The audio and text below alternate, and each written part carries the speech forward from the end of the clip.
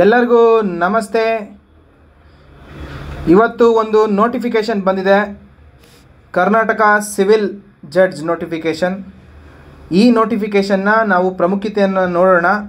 Eligibility ಆಗಿರ್ಬೋದು, ಯಾವತ್ತಿಂದ apply ಮಾಡೋದಾಗಿರ್ಬೋದು, ಏನೇನಿದೆ ಎಕ್ಸಾಮಿನೇಷನ್ ಪ್ಯಾಟರ್ನ್ ಆಗಿರ್ಬೋದು, ಈ ಪ್ರಮುಖ ಅಂಶಗಳನ್ನ ಈ ವಿಡಿಯೋದಲ್ಲಿ ನಾವು ನೋಡೋಣ. ಮೊದಲನೇದಾಗಿ ಇದೊಂದು ಒಳ್ಳೆಯ ಸದಾವಕಾಶ ಅಂತಲೇ ಹೇಳ್ಬೋದು. ಯಾರ್ಯಾರು LLB ಕಂಪ್ಲೀಟ್ ಮಾಡಿದ್ದೀರಾ, ಅಡ್ವೊಕೇಟ್ ಪ್ರಾಕ್ಟೀಸ್ ಮಾಡ್ತಾ ಇದ್ದೀರಾ, ಮತ್ತು ಯಾರ್ಯಾರು ಲಾಯರ್ಗಳು ಎಲ್ಲಿ ವಿವಿಧ ನಿಮ್ಮ ನಿಮ್ಮ ನಿಮ್ಮ ಇದರಲ್ಲಿ ಕೆಲಸ ಮಾಡ್ತಾ ಇದ್ದೀರಾ ಅವ್ರಿಗೆಲ್ಲ ಒಂದು ಒಳ್ಳೆಯ ಸದಾವಕಾಶ ಸಿವಿಲ್ ಜಡ್ಜ್ ಆಗಲಿಕ್ಕೆ ಒಂದು ನೋಟಿಫಿಕೇಷನ್ ಬಂದಿದೆ. ಇದೊಂದು ಇಷ್ಟು ವರ್ಷದಲ್ಲಿ ಕಂಡಕ್ಟ್ ಆಗಿರೋದ್ರಲ್ಲೇ ಒಂದು ಹೈಯೆಸ್ಟ್ ಪೋಸ್ಟ್ಗಳ ಮೂಲಕ ಈ ನೋಟಿಫಿಕೇಷನ್ ಬಂದಿದೆ. ಇದೊಂದು ಸದುಪದೇಶ. ಹಾಗಾಗಿ ನೀವು ಇದನ್ನೆಲ್ಲನೂ ಬಳಸ್ಕೊಂಡು ಈ ಸಿವಿಲ್ ಜಡ್ಜ್ನ ನೀವು ಆಗ್ಬೋದು ಅಂತ ಹೇಳ್ತಾ ಮುಂದೆ ಬರೋಣ.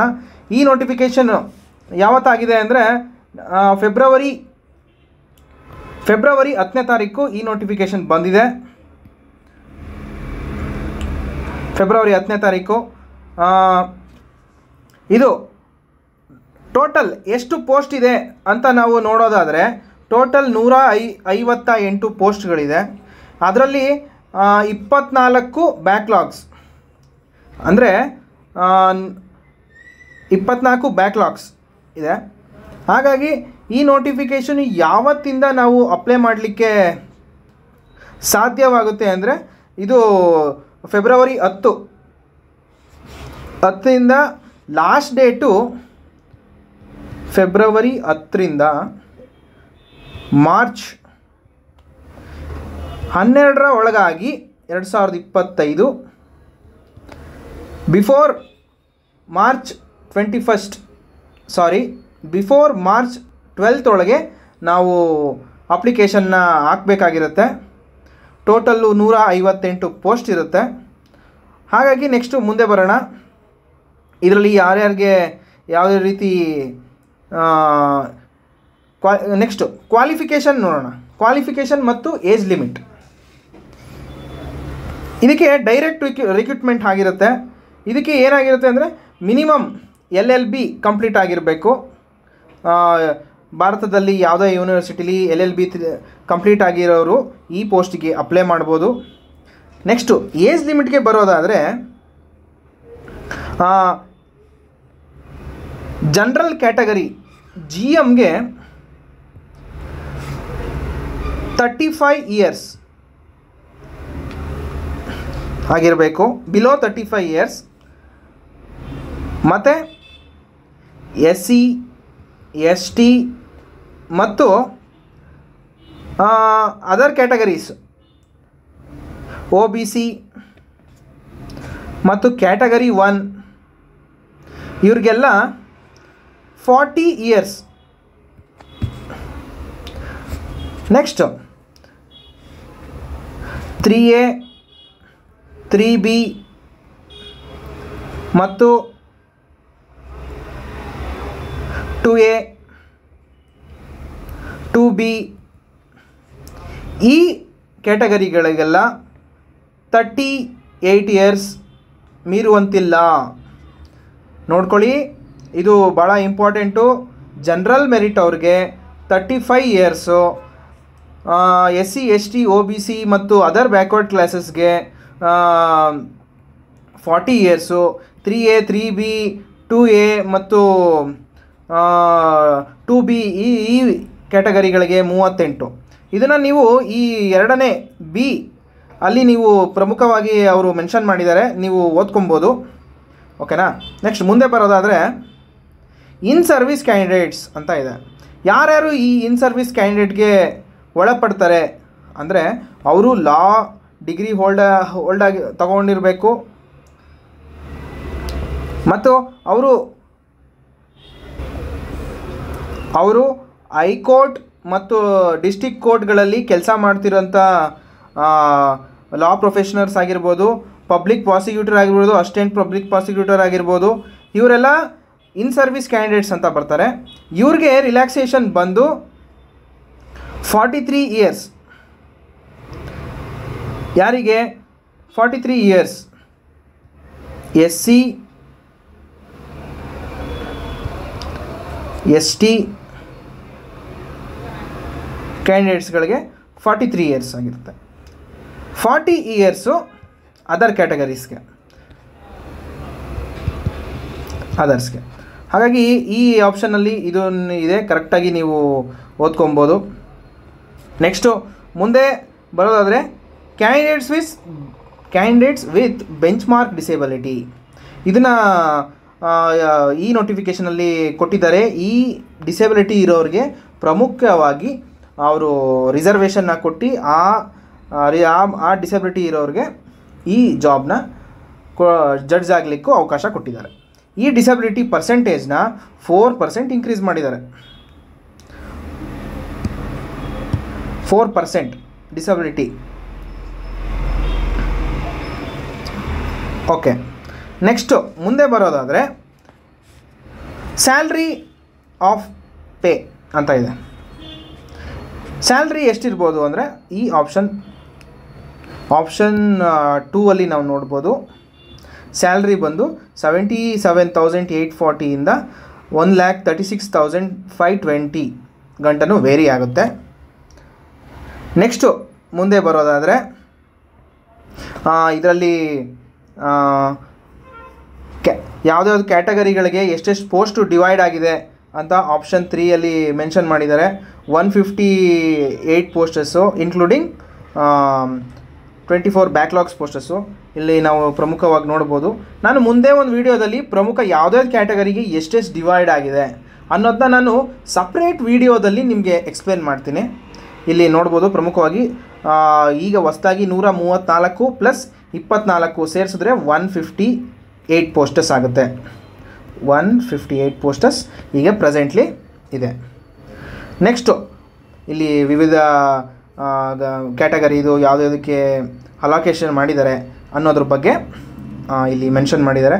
ನೆಕ್ಸ್ಟು ಮುಂದೆ ಬರೋದಾದರೆ ಯಾವ ರೀತಿ ಎಕ್ಸಾಮ್ ನಡೆಯುತ್ತೆ, ರಿಕ್ರೂಟ್ಮೆಂಟ್ ಪ್ರೋಸೆಸ್ ಏನು ಅನ್ನೋದು ಇಲ್ಲಿ ಮೆನ್ಷನ್ ಮಾಡಿದ್ದಾರೆ. ಇಲ್ಲಿ ಮೇಯ್ನು ಈ ಜಡ್ಜ್ ಎಕ್ಸಾಮು 3 ಹಂತದಲ್ಲಿ ಎಕ್ಸಾಮ್ ನಡೆಯುತ್ತೆ. ಪ್ರಿಲಿಮ್ಸು, ಮೇನ್ಸು ಮತ್ತು ವೈವಾ.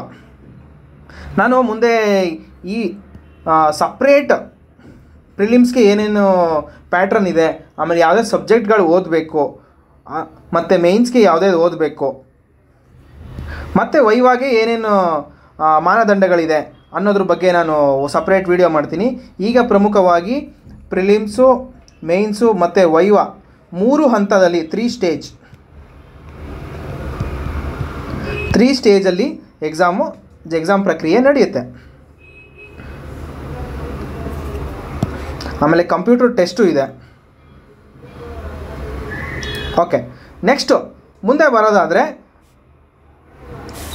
ಇಲ್ಲಿ ಎಲಿಜಿಬಿಲಿಟಿ, ನಾವು ಎಕ್ಸಾಮಿನೇಷನ್ ಕ್ವಾಲಿಫಿಕೇಷನ್ ನಾವು ಪ್ರಿಲಿಮ್ಸ್ ಬರಿತೀವಿ. ಪ್ರಿಲಿಮ್ಸ್ ಬರೆದು ಮೇನ್ಸ್ ಬರೀಲಿಕ್ಕೆ ಏನೇನು ಎಲಿಜಿಬಿಲಿಟಿ ಇರಬೇಕು, ಮೇನ್ಸ್ ಬರೆದು ಇಂಟರ್ವ್ಯೂಗೆ ಕ್ವಾಲಿಫೈ ಆಗಲಿಕ್ಕೆ ನಾವು ಏನೇನು ಎಲಿಜಿಬಿಲಿಟಿ ಇರಬೇಕು ಅನ್ನೋದನ್ನ ಈ ಆಪ್ಷನ್ ಯಲ್ಲಿ ಮೆನ್ಷನ್ ಮಾಡಿದ್ದಾರೆ. ನಾವು ಇಲ್ಲಿ ಪ್ರಮುಖ ಈ ಬಾಕ್ಸಲ್ಲಿ ನೋಡ್ಬೋದು. ನಾವು ಜನರಲ್ ಮೆರಿಟ್ಗೆ ಮಿನಿಮಮ್ 60 ಮಾರ್ಕ್ಸ್ ತೊಗೊಳ್ಬೇಕಾಗತ್ತೆ. ಪ್ರಿಲಿಮ್ಸಲ್ಲಿ ಮಿನಿಮಮ್ 60 ತೊಗೊಳ್ಬೇಕಾಗತ್ತೆ GMಗೆ, ಜನರಲ್ ಮೆರಿಟ್ಗೆ. ಅದರ್ ಕ್ಯಾಟಗರೀಸ್ಗಳಿಗೆ 50 ತೊಗೋಬೇಕು.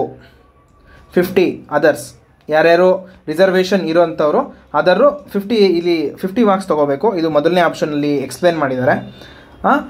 ನೆಕ್ಸ್ಟು ಬರೋದಾದರೆ ಪ್ರಿಲಿಮ್ಸಲ್ಲಿ ಎಷ್ಟು ಜನನ ಕ್ವಾಲಿಫೈ ಮಾಡ್ತಾರೆ ಅಂದರೆ 1:10 ಅಂದರೆ 158 ಪೋಸ್ಟ್ ಇದೆ ಅಂದರೆ ಇಂಟು 10 ಮಾಡಿದ್ರೆ 1580 ಜನನ ಪ್ರಿಲಿಮ್ಸು ಕ್ವಾಲಿಫೈ ಮಾಡ್ತಾರೆ.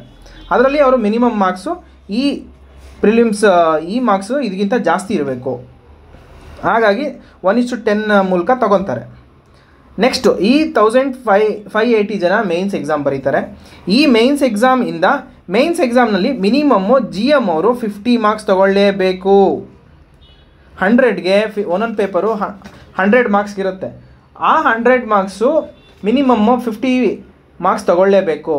ತೊಗೊಂಡಿಲ್ಲ ಅಂದರೆ ಅವರು ಕ್ವಾಲಿಫೈ ಆಗೋದಿಲ್ಲ. ಹಾಗಾಗಿ ಪ್ರತಿ ಪೇಪರಲ್ಲೂ ಅವರು 50 ಮಾರ್ಕ್ಸ್ ತೊಗೋಬೇಕು. ಅದಾದಮೇಲೆ ಇದು GM ಕ್ಯಾಂಡಿಡೇಟ್ಸ್ಗೆ 50 ಆದರೆ ಅದರ್ ಕ್ಯಾಟಗರೀಸ್ಗೆ 40 ತೊಗೋಬೇಕು ಮಿನಿಮಮ್. ತಗೊಂಡವರು ನೆಕ್ಸ್ಟು ಕ್ವಾಲಿಫೈ ಆಗ್ತಾರೆ. ಇದು ನಾವು ಇಲ್ಲಿ ಸೆಕೆಂಡ್ ಆಪ್ಷನ್ನಲ್ಲಿ ನಾವು ನೋಡ್ಬೋದು ನೋಡಿ, ಅದರ್ಸು 40% ತೊಗೋತಾರೆ. ನೆಕ್ಸ್ಟ್ ವೈವಾದಲ್ಲಿ ಆಪ್ಷನ್ಸ್ ಏನಿದೆ ಅಂದರೆ ವೈವಾ 1:3 ಸೆಲೆಕ್ಟ್ ಮಾಡ್ತಾರೆ. ಈಗ ನಾವು ಇಲ್ಲಿ 1:10 ಸೆಲೆಕ್ಟ್ ಮಾಡಿದ್ರಲ್ಲ, ಬರ್ದಿರೋಂಥ ಮೇನ್ಸ್ ಬರ್ದಿರೋಂಥ ವಿದ್ಯಾರ್ಥಿಗಳಲ್ಲಿ ಯಾರು ಉತ್ತರನಾಗಿ ಬರೀತಾರೆ ಅವರ ಕ್ವಾಲಿಫಿಕೇಷನ್ನು, ಅವರ ಮಾರ್ಕ್ಸ್ಗಳನ್ನ ಚೆಕ್ ಮಾಡಿ ಅವರ ಮಾರ್ಕ್ಸ್ಗಳಿಗೆ ಬಂದಿರೋಂಥ ಅಂಕಗಳನ್ನು ವಿಂಗಡಿಸಿ ಅವ್ರ ಫೈನಲ್ ಮಾರ್ಕ್ಸಲ್ಲಿ ಅವರು 1:3 ಮಾತ್ರ ಇಂಟರ್ವ್ಯೂಗೆ ಕ್ವಾಲಿಫೈ ಆಗ್ತಾರೆ. ಇದು ಇಲ್ಲಿ ಕ್ಲಿಯರಾಗಿ ಮೆನ್ಷನ್ ಆಗಿದೆ ನೋಡಿ, ಇಲ್ಲಿ 1:10 ಇಲ್ಲಿ 1:3. ಓಕೆ, ಇದು ಪ್ರಮುಖವಾಗಿ ನೋಟಿಫಿಕೇಷನ್ನು ಮತ್ತು ಎಕ್ಸಾಮಿನೇಷನ್ನು ಬಗ್ಗೆ ಮಾಹಿತಿ ಆಗಿರುತ್ತೆ. ಈ 1:3 ಆದವರು ಇಂಟರ್ವ್ಯೂ ಫೇಸ್ ಮಾಡ್ತಾರೆ. ಇಂಟರ್ವ್ಯೂ ಫೇಸ್ ಆದಮೇಲೆ ಫೈನಲಿಸ್ಟ್ ಅನೌನ್ಸ್ ಆಗುತ್ತೆ. ನೆಕ್ಸ್ಟು ಇಲ್ಲಿ ಟ್ರೈನಿಂಗ್ ಬಗ್ಗೆ ಇಲ್ಲಿ ಕೊಟ್ಟಿದ್ದಾರೆ ಆಪ್ಷನ್ 5ಅಲ್ಲಿ. ನೆಕ್ಸ್ಟು ಮುಂದೆ ಬರೋದಾದರೆ ಯಾವ ರೀತಿ ಅಪ್ಲೈ ಮಾಡಬೇಕು ಈ ಸಿವಿಲ್ ಜಡ್ಜ್ ಹುದ್ದೆಗೆ ಅಂದರೆ ಇದು ಇಲ್ಲಿ ವೆಬ್ಸೈಟ್ ಕೊಟ್ಟಿದ್ದಾರೆ. ಈ ವೆಬ್ಸೈಟ್ಗೆ ಹೋದರೆ ನಾವು ಇಲ್ಲಿ ಈ ವೆಬ್ಸೈಟ್ ಮೂಲಕ ನಾವು ಅಪ್ಲೈ ಮಾಡಬಹುದು. ಓಕೆ, ಎಕ್ಸಾಮಿನೇಷನ್ ಫೀಸ್ ಬಗ್ಗೆ ಬರೋದಾದರೆ ಅದರ್ ಕ್ಯಾಂಡಿಡೇಟ್ಸ್ಗಳಿಗೆ ಜನರಲ್ ಮೆರಿಟು ಮತ್ತು category 2A 2B 3A 3B ಅವ್ರಿಗೆ 1000 ರೂಪೀಸ್ ಆಗಿರುತ್ತೆ. ನೆಕ್ಸ್ಟು SC ST ಮತ್ತು ಕ್ಯಾಟಗರಿ 1 ಮತ್ತು ಪರ್ಸನ್ ವಿತ್ ಡಿಸಬಿಲಿಟಿ ಕ್ಯಾಂಡಿಡೇಟ್ಸ್ಗೆ 500 ರೂಪೀಸ್ ಆಗಿರುತ್ತೆ ಪ್ರಿಲಿಮ್ಸ್ಗೆ. ನೆಕ್ಸ್ಟು ಮುಂದೆ ಮೇನ್ಸ್ಗೆ 1500 ಆಗಿರುತ್ತೆ. ಮತ್ತು ರಿಸರ್ವೇಷನ್ ಇರೋಂಥ ವಿದ್ಯಾರ್ಥಿಗಳಿಗೆ 750 ಆಗಿರುತ್ತೆ. ಇದು ಪ್ರಮುಖವಾಗಿ ನಾವು ಈಗ ಎಕ್ಸಾಮಿನೇಷನ್ ಫೀಸ್ ಬಗ್ಗೆ ಹೇಳ್ಬೋದು. ಎಕ್ಸಾಮಿನೇಷನ್ನ ಈ ವೆಬ್ಸೈಟ್ನಲ್ಲಿ ಅಪ್ಲೈ ಮಾಡಬೇಕಾಗಿರುತ್ತೆ ಎಲ್ಲ ವಿದ್ಯಾರ್ಥಿಗಳು. ಓಕೆ, ಇದು ಪ್ರಮುಖವಾದಂಥ ಇಲ್ಲಿ ನೆಕ್ಸ್ಟು ಡಿಸ್ಕ್ವಾಲಿಫಿಕೇಷನ್ ಬಗ್ಗೆ ಇಲ್ಲಿ ಮೆನ್ಷನ್ ಮಾಡಿದ್ದಾರೆ. ಈ ನೋಟಿಫಿಕೇಷನ್ನ ಅವರು ಭಾರತದ ಸಿಟಿಸನ್ ಆಗಿರಬೇಕು, ಯಾವುದು ಜಡ್ಜಿಂದ ಡಿಸ್ಮಿಸ್ ಆಗಿರಬಾರ್ದು, ಮತ್ತು ಬಾರ್ ಕೌನ್ಸಿಲ್ ಮತ್ತು ಯಾವುದೇ ಸರ್ಕಾರಿ ಹುದ್ದೆಗಳಿಂದ ಅವರು ಡಿಸ್ಮಿಸ್ ಆಗಿರಬಾರ್ದು, ಮತ್ತು ಬೈಗಮಿ ಇದರಲ್ಲಿ ಬರಬಾರ್ದು. ಹಾಗೆ ಬಾರ್ ಕೌನ್ಸಿಲ್ ಇಂದ ಡಿಸಿಪ್ಲಿನರಿ ಅಥಾರಿಟಿಯಿಂದ ಪನಿಷ್ಮೆಂಟ್ ಏನಾರು ಆಗಿದರೆ ಅಂಥ ಕ್ಯಾಂಡಿಡೇಟ್ಸ್ಗಳಿಗೆ ಇಲ್ಲಿ ಎಲಿಜಿಬಿಲಿಟಿ ಇಲ್ಲ. ಇದ್ರ ಬಗ್ಗೆ ನಾನೊಂದು ಇನ್ನೂ ಸಪ್ರೇಟ್ ಒಂದು ಶಾರ್ಟ್ ವಿಡಿಯೋ ಮಾಡ್ತೇನೆ ಮುಂದೆ. ಸಪ್ರೇಟ್ ಒಂದೊಂದು ವಿಭಾಗಕ್ಕೂ ಒಂದೊಂದು ವಿಡಿಯೋ ಮಾಡ್ತೀನಿ ಮುಂದೆ ಬರೋ ಪಾರ್ಟ್ನ ನೀವು ನೋಡಿ, ಆಗ ಕ್ಲಿಯರಾಗಿ ನಿಮಗೆ ಅರ್ಥ ಆಗುತ್ತೆ. ಇದೊಂದು ಓವರ್ವ್ಯೂ, ಪ್ರತಿಯೊಬ್ಬರಿಗೂ ಈಸಿಯಾಗಿ ಏನೇನಿದೆ ಅನ್ನೋದ್ರ ಬಗ್ಗೆ ತಿಳಿಸ್ಕೊಡ್ಲಾಗಿದೆ. ಹಾಗಾಗಿ ಎಲ್ಲರೂ ಈ ವಿಡಿಯೋನ ಶೇರ್ ಮಾಡಿ, ನಿಮ್ಮ ಸ್ನೇಹಿತರಿಗೆ ಯಾರ್ಯಾರು LLB ಮುಗಿಸಿದ್ದಾರೆ, ಯಾರ್ಯಾರು ಸಿವಿಲ್ ಜಡ್ಜ್ ಓದ್ತಾ ಇದ್ದಾರೆ ಅವರೆಲ್ಲರಿಗೂ ಶೇರ್ ಮಾಡಿ. ಮತ್ತು ಮುಂದೆ ಬರೋ ಎಲ್ಲ ಯೂಟ್ಯೂಬಲ್ಲಿ ಫ್ರೀ ವೀಡಿಯೋಸ್ನ ನಾನು ಅಪ್ಲೋಡ್ ಮಾಡ್ತೇನೆ. ಕ್ಲಾಸ್ ರಿಲೇಟೆಡ್ ಆಗಿರ್ಬೋದು, ಓಲ್ಡ್ ಕ್ವಶನ್ ಪೇಪರ್ಸ್ ಆಗಿರ್ಬೋದು, ಇದ್ರ ಬಗ್ಗೆ ನಾವು ಮುಂದೆ ವಿವರವಾಗಿ ತಿಳ್ಕೊಳ್ಳೋಣ. ಪ್ರತಿನಿತ್ಯ ಇನ್ಮೇಲೆ ಯೂಟ್ಯೂಬಲ್ಲಿ ವೀಡಿಯೋಸ್ ಬರುತ್ತೆ. ಈ ವಿಡಿಯೋದಲ್ಲಿ ಪ್ರಮುಖವಾಗಿ ನೀವು ನೆನ್ಪಿಟ್ಕೋಬೇಕಾಗಿರೋದು ಮಾರ್ಚ್ 12 ಲಾಸ್ಟ್ ಡೇಟ್ ಆಗಿರುತ್ತೆ. ನೀವು ಈ ಡೇಟ್ ಒಳಗಡೆ ನೀವು ಅಪ್ಲೈ ಮಾಡಬೇಕಾಗಿ, ನಿಮ್ಮಲ್ಲಿ ಯಾರೂ ಮರೀದೇನೆ ಅಪ್ಲೈ ಮಾಡಿ. ಇದೊಂದು ಒಳ್ಳೆ ಸದವಕಾಶ.